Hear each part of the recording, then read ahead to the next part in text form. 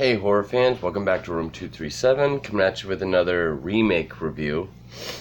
And my last review was on 1985's Tom Holland's classic Fright Night. So now I'm doing the 2011 remake Fright Night, which I did not see back in 2011. I actually have never seen it up until just now. And I don't really know what to make of it. I don't. Positives, I had abysmal expectations for this. I know it has a good rating on Rotten Tomatoes. It actually has a higher rating than the original on IMDb. I know it did decent. I haven't heard many good things about the cast.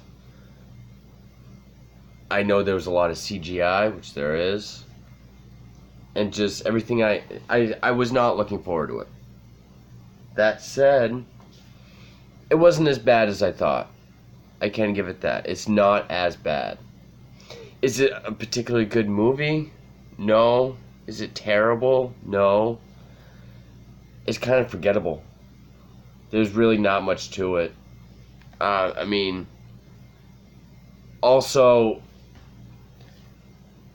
with Colin Farrell, I thought he was going to be just a really, sparkly, glittery, twilighty vampire flick.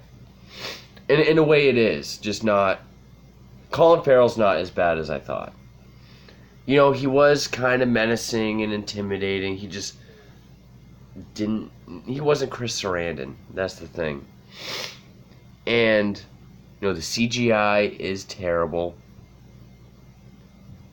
A lot of stuff is exactly the same as the original. Granted, it changed the setting. It's, out... It's like a developmental housing out in the desert near Vegas. And there's not much to talk about with this movie. There really isn't. It's 106 minutes. It's 2 minutes shorter than the original. But it felt longer. I felt like this movie just dragged. It had a number of, third act, climactic scenes, but the film just kept fucking going. No one was really particularly likable. Okay, so it was directed by Craig Gillespie. Don't know anything else he's done. I guess Spielberg actually had, did storyboards and stuff for this. Cast-wise, you have Anton Yelchin as Charley Brewster, Colin Farrell as Jerry Dandridge, Christopher Mintz-Plasse, of course, everyone knows him as McLovin. He's Evil Ed. And you know what? He is the only actor that I thought did well in the role. And ironically, he's in 2 scenes. They completely cut down Evil Ed. And Evil Ed is one of the, classic things about the original. Who else? Toni Collette is Mrs. Brewster. Of course, she was just in Hereditary, which I still need to see. And I can never remember the girl's name. It's Imogen Poots. I'm probably pronouncing that wrong. She was the older she was the sister in 28 Weeks Later. I liked her in that. And that she did well. But this... Okay, so it starts off... First of all... Okay. Actually, I'll save that for the next video. Everyone in this is pretty. It's kind of distracting. All the students, the moms, the teachers, everybody is fucking pretty. It's are there no normal looking people in this fucking film? First off, Evil Ed is the one that finds out about Jerry. Not Charley. Ed is the one that pulls Charlie aside and tells him, hey, I gotta talk to you. Because it opens up with some kid being killed by a vampire. And they're all students together. And Charlie is a fucking dick in this movie. You know, him and Ed used to be like inseparable friends, and they were into like LARPing and, you know, like role-playing stuff, making videos in the backyard. And then, you know, he sort of got mixed in with the pretty popular kids. Started blowing off Ed. And there's even a scene when, you know, they're investigating the house of the kid that got killed. And Ed's trying to say, like, you know, what happened to you? You turned into a dick. All this stuff. And Charlie even tells him, my life got better when I stopped hanging out with you. Just no reason to root for this character until later. And from there, it kind of follows the same beats. He meets Jerry. And, you know, I'm already forgetting this movie. Again, it wasn't terrible. It's just, you know, a middle of the road. You watch it and you forget it. The only scene of suspense I could say is towards the beginning.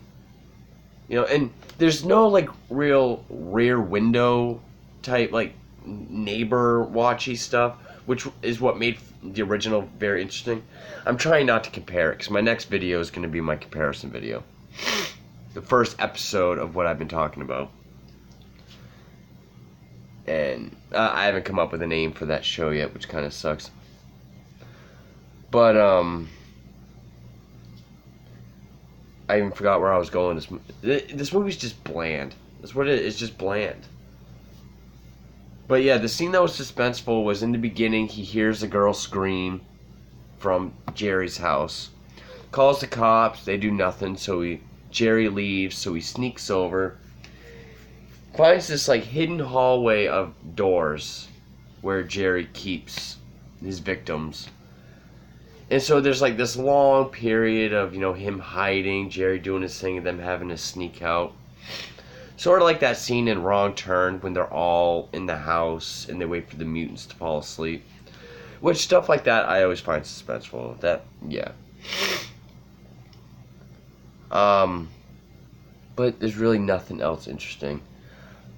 I don't really like what they did to the character of Peter Vincent. He's played by David Tennant. I think a lot of people will know him as the 10th Doctor in Doctor Who. And he's not like a classic horror host. He's Chris Angel. He's Chris Angel mind freak. But the magic and the illusion of the show is him killing vampires. And he's just, you know, a stereotypical prima donna Hollywood douchebag. I mean, David Tennant, his performance was good, but there's no one to like in this movie. And it just kind of dragged. And the reason why I'm not going into the plot is because it's essentially the same fucking thing. The only thing that's different, okay, they changed some stuff. Like, Charlie's house gets blown up. Jerry blows up his house. Rips up a gas line, blows up the house. So the mom, Toni Collette, is involved. She's in the hospital. And then, you know, Amy and Charlie try to... Yeah, Peter Vincent, you know, thinks he's crazy, blows him off. Then he finds out on his own that he's telling the truth. And there's this stupid thing about how when Peter Vincent was a kid, a vampire killed his parents. And it was Jerry. It's like, okay, you're doing something different, but the difference not that interesting. I know this review is sort of all over the place, and I'm not really getting to any... It's hard to review a movie that you don't really feel anything towards. I don't hate it. I don't love it. I don't like it. I don't dislike it. I just acknowledge it, I guess. I mean, I was impressed. Or, that's actually stretching it. It's sort of like Justice League. You know, I'm going to get shit for this. because I'm not allowed to say this, but I hated Batman v Superman. So I kept putting off Justice League because I had no hope for Justice League. Finally saw Justice League. I still didn't like it, but it wasn't as bad. That's pretty much all I can say about this Fright Night. It's not as bad as I thought, but it's still not a particularly good movie. The CGI, they tried. Well, I'll get into that in the next video, but it's hard to do remakes like this because you can only compare it to the original. It doesn't even really stand on its own very well. I mean, okay, I can't recommend this movie.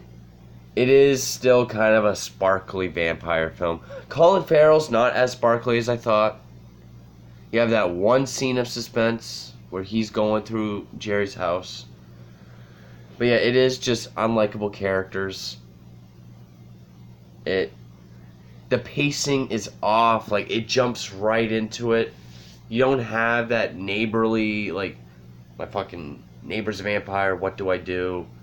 It's not a build-up. It's just trying to throw everything in at once. I don't like what they did with Peter Vincent, even though David Tennant's performance isn't bad. And I don't really think, and this is just one of those remakes, sort of like Prom Night or The Hitcher, which Prom Night I still haven't seen. I have it. I gotta get to it eventually. Or like Last House on the Left, or The Omen, which The Omen they only made because of June 6, 2006. But it's just, no one was asking for it. No one was, I guess originally, that just reminded me, I guess the original idea, I think I can't remember where I heard this, but either they weren't going to have Peter Vincent, or they still were, but I think Charlie's first idea was to get help from Chris Sarandon. Because the original idea was Fright Night, the old one, was a movie. So he's like, why don't I call Chris Sarandon? Because he played the vampire. But anyway, yeah. Stay tuned for my comparison video. But I know I was supposed to do one for The Fog. I got a lot of shit going on personally, so I'm kind of jumbled up. Yeah, this is a completely forgettable remake. It's not terrible. It's not great. It's not good or mediocre. It's just forgettable. And a lot of it's so much like the original. Just forget about this and just go watch the original.